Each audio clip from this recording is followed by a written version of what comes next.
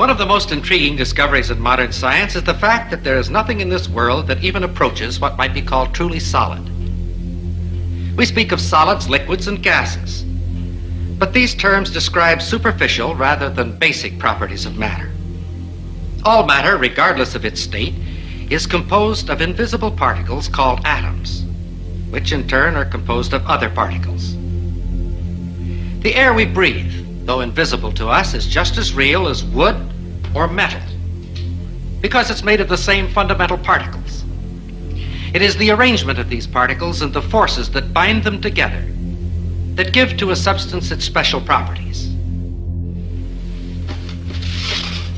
If we bring a piece of steel close to a magnet, we say that the steel becomes magnetized.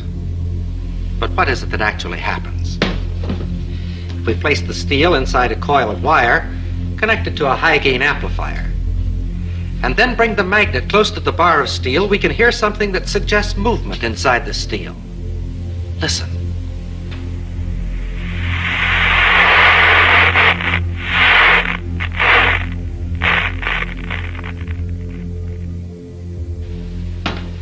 We think of a piece of steel as being solid, and according to our definition, it is a solid.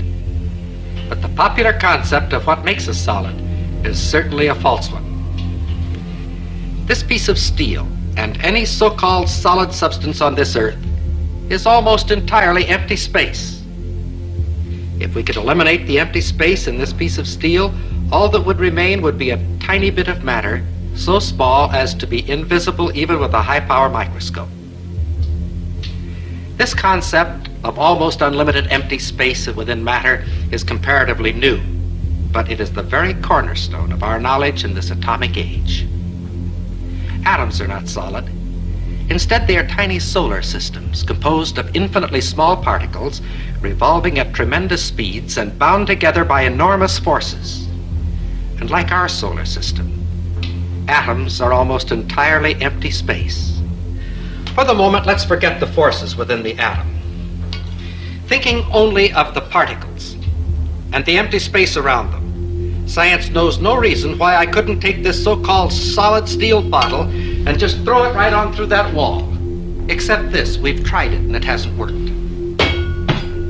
If I were to attempt to run through that wall right now, all I'd get for my trouble would be a good-sized lump on the head.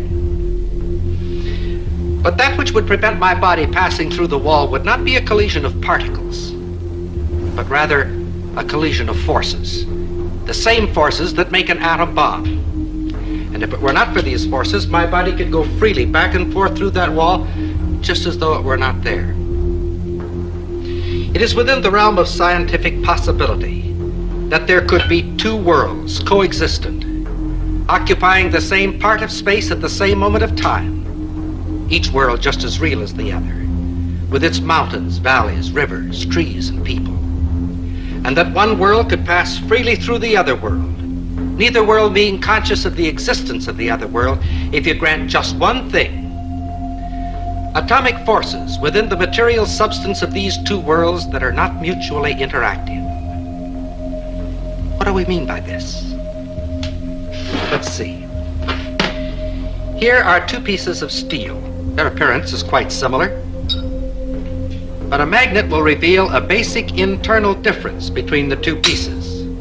This one, of course, is picked up, but this one is unaffected.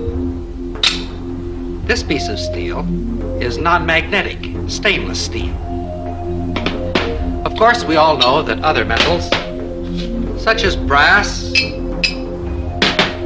or aluminum, are not affected by the magnet. But a ring made of aluminum is something else.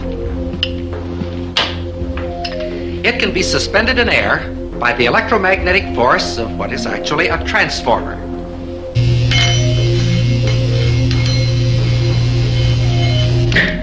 The ring being in effect a one-turn shorted secondary. A smaller ring will react even more violently.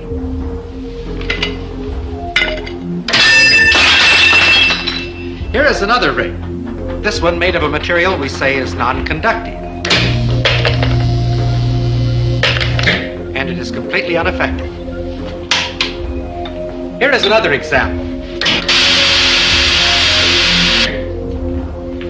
Several thousand watts of power were involved in that spark. If we replace the spark gap with a copper coil, the same power now flows through the coil. It's invisible, has no effect on many substances, but it can generate a lot of heat. Wood, paper, things that we think of as being quite inflammable are not affected at all. However, a piece of steel wool bursts into flame instantly.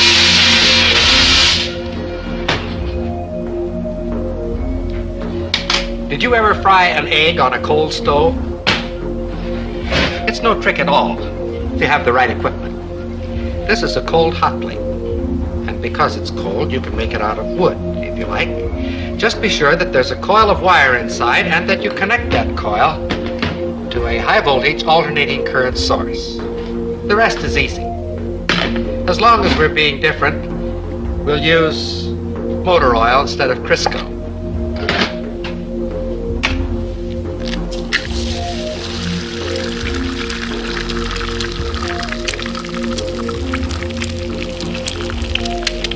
The egg fries very quickly, but the stove remains perfectly cold.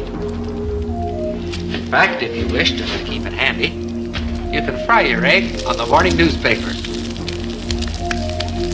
With a gadget like this, you can get up in the morning, sit on the stove, read the morning newspaper, and fry the eggs in your lap. Another example of the fact that physical forces can be quite selective in their effect. All of the examples which we have cited thus far have been in the physical realm, and of course have been limited by that fact. We can, however, cite examples that transcend the purely physical and clearly demonstrate the reality of these two worlds.